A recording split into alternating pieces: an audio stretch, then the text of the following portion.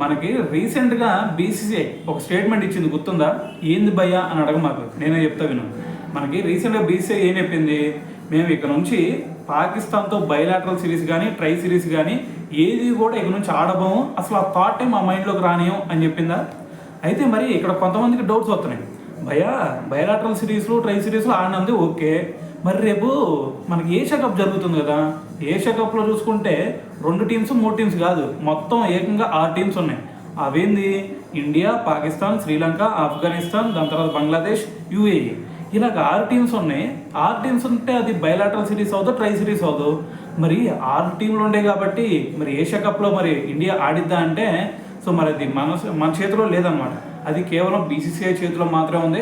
BCCI కనుక okay మేము ఆడతాము ఏషియా కప్లో పాకిస్తాన్తో కూడా మేము తలపడతాం అంటే, సో మరి టోర్నీ ముందుకెళ్ళిపోయింది. సో అలా కాకుండా మేము ఆడం అన్నారనుకోండి, సో మరి ఈ ఏషియా కప్ మొత్తం కూడా క్యాన్సిల్ చేసినా సరే ఆశ్చర్యపోవాల్సిన అవసరమే లేనే లేదు. ఓకేనా, ఇది గుర్తుపెట్టుకోండి.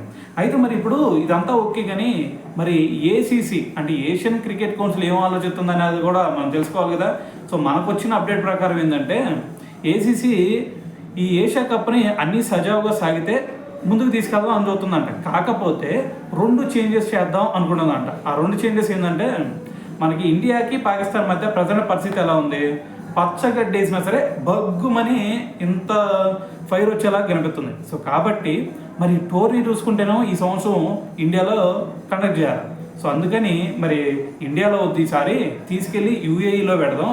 యూఏఈలో పెట్టామనుకోండి, ఇండియా పాకిస్తాన్ ఇద్దరు కూడా వచ్చేస్తారు, ఆడేసుకుంటారు, వెళ్ళిపోతారు.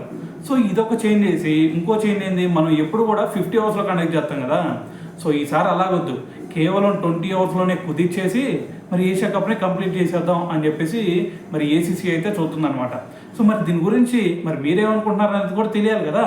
మరి ఏషియా కప్లో ఇండియా పార్టిసిపేట్ చేయాలా, దాని తర్వాత మరి పాకిస్తాన్తో ఆడాలా లేదా? సో మరి దీని గురించి మరి మీరేమనుకుంటున్నారు అనేది కింద కామెంట్ చేసేయండి.